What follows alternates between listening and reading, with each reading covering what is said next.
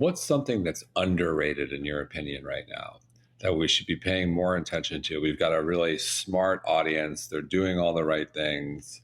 What's something that's underrated you don't think is getting enough attention that we should be incorporating into our wellness routine?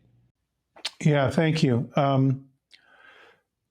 So I wrote an article that was recently published in a medical journal that I intentionally had a very provocative title. I said, the 21st century medical discovery that will change global healthcare irreversibly in the years to come. Pretty provocative title. And what was that global discovery? That global discovery is what a lot of people are calling epigenetics, that our genes get tagged with messages from our environment that then tells our genes how they're going to be expressed. So it's not just the genes in and of themselves, it's how they're expressed. Now, what is then the translation of that makes this so important? So through all of my years of training, we I think celebrated and maybe even worshipped at the altar of bugs causing disease, injury causing dysfunction, and genes being imperfect. Those were the causes of why medicine existed, to save us from accidents, from infections, and from inborn errors that we didn't have a chance to do anything about. We just got whatever the luck of the draw was from our genes. However, now, today, 21st century, we recognize that there was something else that was considered to be soft science, to not be in the bailiwick of medicine, that was relegated to second party importance, and that gets lumped under what we call social determinants of disease. We didn't think that was hard science, and we didn't think it should occupy a big part of medicine because that was soft. It was sociology, it was cultural, it was the way people lived, and it really didn't have a direct relationship with these major disease producing entities.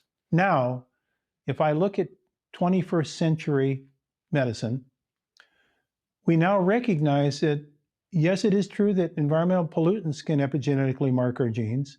It's true that drugs and alcohol can mark our genes.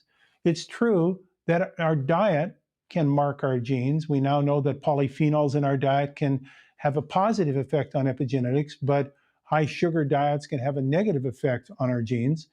But now, for the first time, we recognize that psychobehavioral aspects send signals to our genes that mark them as well. They also are just as hard in their science as our chemical entities that we've known for years can cause changes in our epigenomics. This is called socioepigenomics. It's a emergingly rapid understanding in science.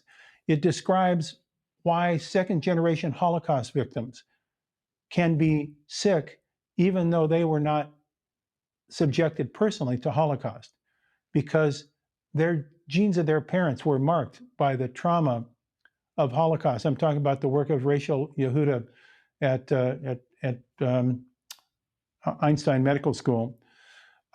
We now recognize that deprivation in childhood and being in an environment where you're at fear for your life as a child because of war, because of turmoil and challenges to your security, can mark your genes and create a change in how your genes are expressed and put you into a state of alarm.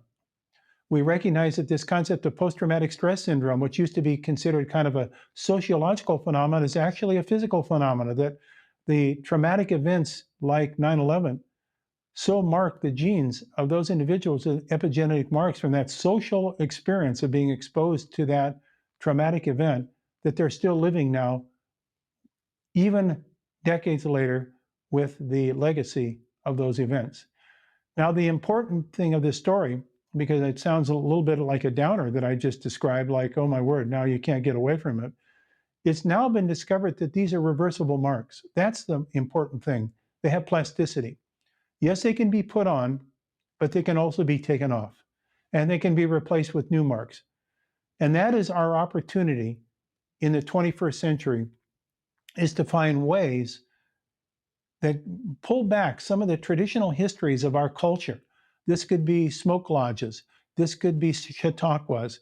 This could be toxicity, various ways of getting rid of toxic demons. There's all sorts of psychobehavioral techniques that have been used by cultures historically that we now see sociologically remark our genes, getting rid of marks that actually incorporate ourselves into a sustained state of aggravation, alarm, frustration, anger, all these emotions of fear. And so I think as a culture, we're a fearful culture right now. We've been imprinted with all sorts of things that have come from these multiple marks that layer themselves on top of our genes that then suppress the white light of good health that are in part sociologically related, in part chemically related, and part lifestyle related. This is our opportunity now to leverage this in the 21st century to regain the white light of good health that does reside in almost everyone's genes if we can just let it radiate through.